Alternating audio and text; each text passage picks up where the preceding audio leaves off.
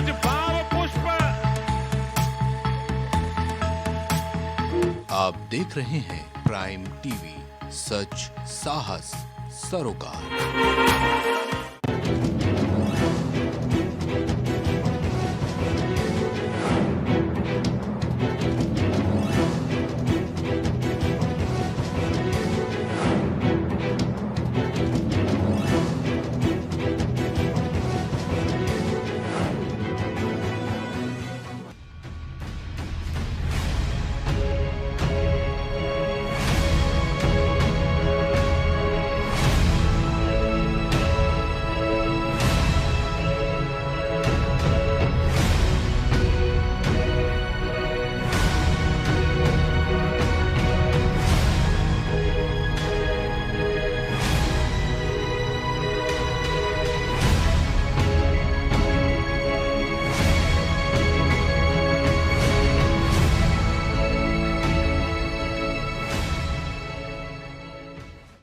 नमस्कार, आप देख रहे हैं प्राइम टीवी और मैं हूं आपके साथ नंदिनी यादव। स्वागत है आप सबका हमारे खास कार्यक्रम शख्सियत में हम एक ऐसे शख्स से आपको मिलवाते हैं जो अपने दम पर अपनी पहचान और एक मुकाम हासिल किए रहते हैं। और आज हमारे साथ शख्सियत में मौजूद है रूपाली श्रीवास्तव, जो कि उद्गम वेलफेयर फाउंडेशन की फाउंडर और निर्देशक है। रूपाली जी, बहुत बहुत स्वागत है आपका हमारे खास कार्यक्रम में। और सबसे पहले आप हमारे दर्शकों को अपने बारे में थोड़ा ज़्यादा जानकारी के साथ बता दीजिए। बिल्कुल नंदिनी, धन्यवाद आपका कि आपने मुझको यहाँ पर आमंत्रित किया। जी, मेरा नाम रूपाली श्रीवास्तव है और उद्गम वेलफेयर फाउंडेशन की निदेशक हूँ मैं। पिछले 4 सालों से निरंतर मैं अपने एनजीओ के माध्यम से हैंडीक्राफ्ट पे, जूट पे जो बच्चियाँ हैं जो कम सौभाग्यशाली हैं हमसे आपसे, जो नहीं अफोर्ड कर पाती हैं, तो हम कोशिश करते हैं कि हम उन बच्चों को अपने आप प्रशिक्षित करें, निःशुल्क प्रशिक्षण दें और उनको रोजगार की मुख्य धारा से जोड़ सकें। तो हमारी संस्था बेसिकली 4 अलग अलग पिलर्स पे काम करती है, जिसमें कन्याओं का जो विवाह है, निर्धन कन्या विवाह के लिए हम लोग पंख के नाम से कार्य करते हैं। और जो स्ट्रीट डॉग्स हैं उनके शेल्टर्स के लिए हम लोग आसरा के नाम से काम करते हैं। ये हमारे पिलर्स हैं उद्गम के अंतर्गत अलग अलग। हम लोग जब फीडिंग ड्राइव्स चलाते हैं फूड के लिए या किसी भी चीज़ के लिए, तो हम उसको निवाला के नाम से करते हैं। तो इसी तरीके से अलग अलग विंग्स पे हम अपने एनजीओ के अंतर्गत काम करते हैं। और हुनर के नाम से हम, जो आपको मैंने बताया अभी कि जो बच्चियां हैं उनको प्रशिक्षण दे करके रोजगार की मुख्य धारा से जोड़ते हैं। जी। रूपाली जी, आपने बताया कि आप एनजीओ की शुरुआत की, तो कौन कौन सी चुनौतियों का सामना आपने किया और आप यहाँ तक पहुँचे? फिर कोई बहुत विशेष भगवान का सौभाग्य था मेरे साथ कि मुझे बहुत ज़्यादा चुनौतियों का सामना नहीं करना पड़ा। पारिवारिक बहुत सहयोग मुझे हमेशा मिलता रहा और बहुत ज़्यादा चुनौती तो मैं बिल्कुल नहीं कहूँगी। हाँ, स्टार्टअप के टाइम पे जो एक टीम वर्क होता है, टीम को चुनना जो होता है, जिसमें आपको ऐसे लोग मिले जो आपके जैसी मानसिकता के हों, जिनका उद्देश्य आपसे मिलता जुलता हो, तो उनके चयन के टाइम पे कई बार ऐसा हुआ कि हम लोगों ने ऐसे लोगों को चयनित कर लिया जिनका मुख्य उद्देश्य समाज सेवा नहीं था। तो बस वो थोड़ी बहुत चुनौतियां रही हैं। सच मुझे बहुत विशेष कुछ चुनौतियां नहीं रही, सौभाग्यशाली रही मैं इस दायरे में। जी, आपने बताया कि आप सौभाग्यशाली रही इस विशेष कार्यक्रम को करने में। लेकिन जैसा कि आप बता रही हैं, एनजीओ के माध्यम से आप लड़कियों को, असहाय जो लड़कियां हैं, जो हैंडीक्राफ्ट हैं, उन सबों की आप मदद करती हैं। जी, ठीक है। लेकिन आप अगर आप मदद करती हैं तो ऐसे आपने एक महिला होने के नाते ऐसी चीज़ों में कौन सा अलग सा अनुभव किया है आपने? अलग सा अनुभव? हाँ। देखिए, मेरा जैसे चूँकि फैमिली बैकग्राउंड से मैं एक ऐसे परिवार से थी जहाँ पर शिक्षा ही प्राथमिकता रही है। तो मेरा पूरा फोकस, हम लोगों के परिवार का ही पूरा फोकस कि आप लोग एक अच्छा एजुकेशन ले करके किसी फील्ड में अपने आप को सेटअप करें, लाइक ऐसा हम लोगों का था। तो जब मैं एनजीओ फॉर्म कर रही थी तो मेरा पहला तो जो सबसे बड़ा मोटिव था वो यही था कि मैं जो बच्चियां हैं उनको शिक्षित कर सकूं अपनी संस्था के माध्यम से, और बहुत डेडिकेटली उनको क्लास 5 तक की बेसिक पढ़ाई कराने के बाद स्कूलिंग के लिए कहीं पर एडमिशन करा सकूं। तो चुनौतियों का सामना अगर मैं कहूँ तो हाँ, ये जरूर रहा कि जिनके लिए मैं ये करना चाहती थी वो खुद ही इंटरेस्टेड नहीं थे। उनको बहुत समझाना पड़ा कि आप अपनी बच्ची को क्यों मेरे पास भेजें, क्यों पढ़ाएं, क्यों लिखाएं, क्यों उनको वो दायरा ना दें जो आप खुद कर रहे हैं। जी। तो उसके लिए थोड़ी चुनौतियां जरूर रही कि मुझे ऐसी जगहों पे जाना पड़ा, उनके संग बैठ के कन्वर्सेशन करना पड़ा, उनको समझाना पड़ा कि बच्चों को उस दिशा में मत ले जाइए जिस दिशा में आप खुद कार्यरत हैं। उनका फ्यूचर सिक्योर हो सकता है आपके एक जरा से एफर्ट से, बाकी एफर्ट्स हमारे हैं, आप भेजो तो। लाइक ऐसा था सब। जी, आपने बताया कि आपने एक एनजीओ की शुरुआत की। आप जिस तरीके से बता रहे हैं कि आप जिसके लिए करना चाहती हैं उन लोगों को बहुत समझाना पड़ता है। जी बिल्कुल। बहुत आपको उनको प्रेरित करना पड़ता है। लेकिन आपको एनजीओ खोलना फिर कैसे दिमाग में आया, और आपको इस आगे ले जाने के लिए किसका सहारा मिला, किसने पुशअप किया कि तुम इसमें काम करो, हम तुम्हारा साथ देंगे? जी मैं आपको बताऊं नंदिनी जी। कि जब बहुत इनिशियल एज थी मेरी शादी के तुरंत बाद की, तो फैमिली में मैं कई बार जो एक सरकारी शादियां होती हैं लखनऊ में, अगर आपको जानकारी हो तो डीएम साहब उसको करवाते थे, तो मैं बहुत इंटरेस्टेड रहती थी अपने अर्लियर एज से कि मैं वहाँ पर जाऊँ।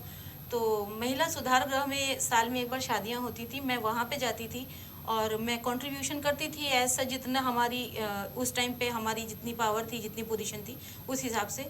वहाँ पर मुझको बहुत रियलाइज़ हुआ कि अगर किसी बच्ची का सपना शादी हो और वो 100 लोगों में शादी कर रही है, तो मुझे ऐसी अंदर इंटरनल मेरी फीलिंग थी कि शादी एक बहुत बड़ा इवेंट होता है लाइफ का। तो वो मुझे चाहिए था कि मैं कुछ ऐसा करूं कि या तो लड़की खुद इतनी सक्षम हो कि अपने लिए लड़का चुन के शादी करने में और उसका वहन करने में, खर्चा उठाने में सक्षम हो, और या फिर वो कम से कम इस तरीके से अपने आप को इस्टेब्लिश कर ले कि शादी के बाद उसको बाकी दिक्कतों का सामना ना करना पड़े। तो हाँ, वो मोटिवेशन मुझे हमेशा मिलता रहा कि आप शादी जब आपकी बच्ची की हो या इनिशियल स्कूलिंग हो या फिर आपको रोजगार से जुड़ने की इच्छा शक्ति हो, तो मैं चाहती थी कि मैं इनको ये पुशअप देती रहूं कि खुद को उस दिशा में मत लेके जाओ कि माता पिता, अगर मान लीजिए कि बहुत सारी ऐसी लड़कियां मेरे सेंटर पे आती हैं जिनके माता पिता या तो पेंटिंग का काम करते हैं या तो घर के बर्तनों का काम करते हैं या फिर आया का काम करते हैं, तो मैं चाहती थी कि वो बच्चे कम से कम उसको फॉलो ना करें। ये बहुत बड़ा था। तो परिवार से बहुत सपोर्ट मिला इस बार इसके लिए कि अगर करना चाहती हैं तो प्रॉपर करिए, फॉर्म करिए, और जब आप आंसरेबल ना हो किसी के लिए कि आप किस विंग से हैं, किस जगह से हैं, तो एक एनजीओ जब कहीं पे खड़ा होके बात करता है, जब एक एनजीओ आपके सामने खड़ा होकर के कुछ बताता है आपको, तो वो बहुत पावरफुल लगता है। अगर आप एक एज ए पर्सन खड़े होकर किसी को कुछ बात करेंगे, आज मैं यहाँ पर भी हूँ तो मेरे पीछे जब उद्गम वेलफेयर फाउंडेशन का एक एनजीओ का एक टैग है, तो आप मेरी बातों को और महत्वपूर्ण तरीके से सुनेंगे, परस्पर इसके कि मैं एक आम इंसान अगर खड़े होकर के किसी विषय में चर्चा करूं। बिल्कुल। उद्गम वेलफेयर फाउंडेशन की यात्रा में कोई ऐसा अनुभव आप साझा करना चाहेंगे हमारे दर्शकों के साथ जिसने आपको बहुत भावुक कर दिया हो या बहुत ही ज़्यादा खुशी दी हो? बहुत सारे ऐसे अनुभव हैं। भावुक करने का एक अनुभव मुझको जो प्राप्त हुआ वो कोविड जब 2021 में वापस आया और बहुत ही विकराल रूप में आया, तो और मतलब हमारी संस्था मेडिकल पे काम नहीं करती थी उस टाइम तक, और मेडिकल इमरजेंसी में लोगों को कुछ समझ में नहीं आ रहा था उस टाइम पे, तो वो एनजीओ किसी का नंबर लेकर के बस बात घुमा दे रहे थे उस टाइम पे, किसी का भी नंबर, क्योंकि इतना पैनिक था सोसाइटी में कि वो लोग, तो कभी कभी 2 बजे 3 बजे रात में मुझे कॉल आ जाते थे, एक सिलेंडर दिला दीजिए, मेरे फादर बहुत ही बुरी कंडीशन में हैं। तो एक बार का दायरा मुझे एक वाकया मुझे याद है कि करीब 3 बजे रात में एक कॉल आया था। तो एक बच्ची थी, उसने कहा 3rd फ्लोर पे मेरे फादर हैं, उनको कोविड हुआ है और वो, मैं कमरे में नहीं जा रही हूँ, मेरी मदर को भी कोविड है पर वो किसी और कमरे में हैं, और मेरे फादर केवल हाथ पैर हिला रहे और आंखें हिला रहे, प्लीज़ किसी तरह से एम्बुलेंस का अरेंजमेंट कर दीजिए। मैंने अपने एंड पे 3 बजे रात में कुछ कोशिशें की भी, कुछ और संस्थाएं जो कि डेडिकेटली मेडिकल के लिए काम करती हैं उनको अप्रोच भी किया। फिर 1.5-2 घंटे के बाद जब मैं बहुत प्रयास करने के बाद भी एम्बुलेंस नहीं कर पाई, क्योंकि ऑलमोस्ट सब ऑक्यूपाइड थे उस टाइम पे, और तो उसने फिर कहा 4 बजे कि मैम पापा आप सिर्फ आंखें हिला रहे हैं, बॉडी नहीं हिला रहे हैं, आप एक ऐसी एम्बुलेंस का व्यवस्था कर दीजिए कि हम अपने फादर को मतलब शायद से मतलब वो नहीं, हाँ। तो वो बहुत दुखद, मुझे अभी भी ऐसे गूज़बम्स आ रहे हैं, वो वाकया याद करती हूँ तो मुझे कि मैं हेल्पलेस थी, मैं कर नहीं पाई वो काम। तो मैं अगर इन फ्यूचर कभी कुछ कर पाई, मैं मेडिकल में ज़रूर अपने आप को स्थापित करने की कोशिश करूँगी कि ऐसी कुछ सुविधाएं मैं सोसाइटी में दे सकूँ कि अगर कोई ऐसा पैंडेमिक या ऐसा कोई पैनिक आए तो हम लोग उसको निकलने के कितने रास्ते हैं उस पर काम कर सकें। जी रूपाली जी, वाकई में आप बहुत अच्छा काम कर रही हैं। जिस तरीके से आपने बताया कि आप असहायों की मदद करती हैं, गरीबों की मदद करती हैं और आप एक एनजीओ चला रही हैं। अब इसके आगे का क्या सपना है रूपाली जी का? मैंने बहुत ढेर सारे ड्रीमिंग कर रखे हैं। वैसे तो मैं सही बताऊं तो मैं प्रेजेंट में काम करती रहती हूँ और फ्यूचर के लिए मैं प्लानिंग करती रहती हूँ। मैं कभी खाली नहीं रहती हूँ। तो अभी प्रेजेंट में जो मैं काम कर रही हूँ, इसके जो मेरे फ्यूचर प्लानिंग्स हैं वो यही है कि जितने करीब 80 से 90 बच्चे डिफरेंट विंग में मेरे संग काम कर रहे हैं। जैसे मैंने कौशल विकास योजना के अंतर्गत अपने बच्चों को स्किल करने के लिए ट्रेनिंग अभी भी चल रही है सेंटर पे। इसके अलावा जूट का काम मेरे यहाँ चल रहा है, मसालों का काम चल रहा है, ब्यूटिशियन का काम चल रहा है। तो इन सभी बच्चों को जो अलग अलग ट्रेनिंग दी जा रही है, तो इसके लिए इनको फ्यूचर में कैसे मैं ऐसा प्लेटफॉर्म दे सकूँ कि ये सबके सब रोजगार हों, पैसे कमा सकें और जब भी मेरे पास लौट करके आएँ तो एज ए ट्रेनर लौट के आएँ, एज ए ट्रेनी लौट के नहीं आएँ। मैं उनको उस रूप में देखना चाहती हूँ। अपनी संस्था के हर उस बच्चे को जिसको अभी हम ट्रेनिंग दे रहे हैं, इन फ्यूचर में उसको एज ए ट्रेनर अपने आप प्लेस कर सकूँ, ऐसी मेरी इच्छा है। जी, हर इंसान का एक मार्गदर्शक होता है, आपका कौन रहा है? मार्गदर्शक, मुझे ऐसा लगता है कि सबसे पहला जो किसी भी बच्चे पे इम्पैक्ट आता है वो उसके परिवार का आता है, माता पिता का आता है। तो सबसे पहले हमारे गुरु हमारे माता पिता होते हैं, पहले मार्गदर्शक भी वही होते हैं और उनकी ही परवरिश का ये नतीजा था कि हम लोगों में मदर मेरी बहुत ही ज़्यादा केयरिंग नेचर की हैं, बहुत ही ज़्यादा। तो उन्होंने बचपन से ही कहा कि अगर आपके पास 4 पैसे हैं तो कोशिश करिए कि 1 पैसा हमेशा दान के लिए उपयोग में लाइए। तो वो मतलब बिहाइंड द माइंड हमेशा दिमाग में रहा कि अगर कोई भी काम हम कर रहे हैं तो उसका एक पार्ट ज़रूर से ज़रूर समाज के प्रति समर्पित होना चाहिए, समाज के उस वर्ग के प्रति समर्पित होना चाहिए जिनको हमसे ज़्यादा उसकी ज़रूरत है। तो पहले मार्गदर्शक तो मेरे माता पिता रहे। पति का भी बहुत सपोर्ट मिला। हस्बैंड बहुत ऑक्यूपाइड रहते हैं most of the time because उनका जॉब ऐसा है, साइंटिस्ट हैं वो। और उसके बाद मुझे जो सबसे ज़्यादा प्रेरणा मुझे मिली मेरे बच्चों से मिली है।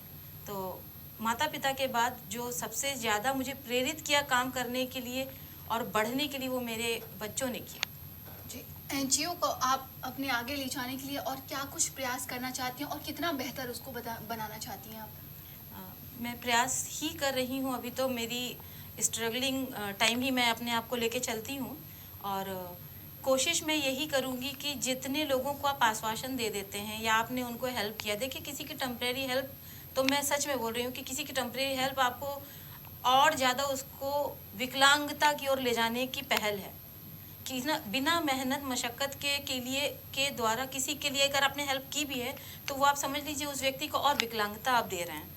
करना वो नहीं चाहता था, आपने उसको बिना कुछ किए और ज़्यादा हेल्प कर दी। तो कोशिश मैं करूँगी कि मैं आत्मसम्मान के साथ जितने लोगों को भी जोड़ूं जिनके लिए मैं कुछ कर सकूं, आत्मसम्मान के साथ, स्वाभिमान के साथ वो अपने लिए स्वयं धन अर्जित करें, प्लस अपने परिवार को चलाएं। और अगर प्रेरणा पूरा उनको मिलती है तो संभव हो तो आगे जाकर के वो भी हम लोगों की तरह एक और बड़ा प्लेटफॉर्म बाकी लोगों को देने की कोशिश करें, क्योंकि एक हाथ से मैं 100 को दूंगी।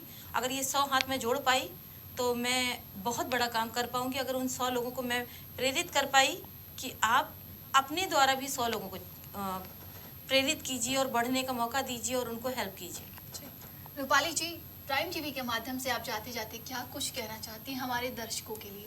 मैं पल्लवी जी बहुत आभार व्यक्त करती हूँ प्राइम टीवी चैनल का, आपका, जिन्होंने मुझको ये अवसर प्रदान किया कि मैं अपने मन की बात, अपनी फ्यूचर प्लानिंग में आकर के आप लोगों को बता पाई और मुझे आपके संग ये मंच साझा करने का मौका भी मिला।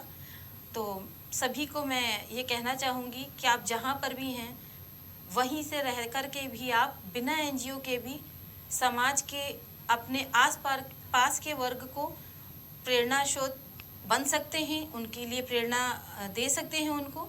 और कोशिश करिए कि किसी संस्था से नहीं भी अगर आप जुड़े हैं तभी भी अपने सराउंडिंग्स को ही आप केवल अपने नज़र में रखिए तो आप खुद भी एक अच्छे इंसान भी बन के उभरेंगे और समाज के हित के लिए भी काम कर पाएंगे। तो थोड़ा सा आपका समय हमारे थोड़े से काम को बचा लेगा।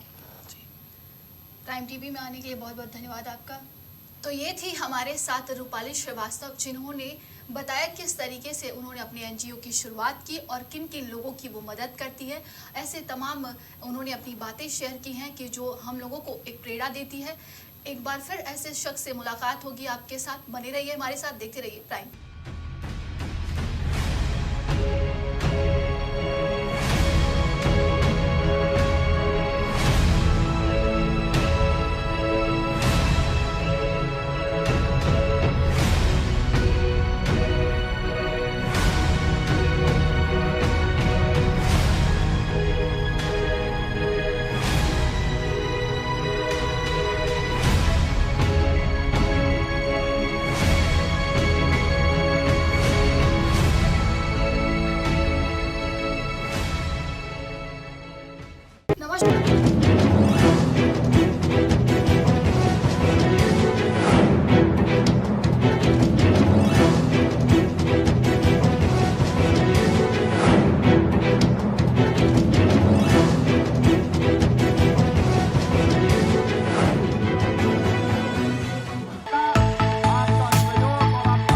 कुछ भाव पुष्प।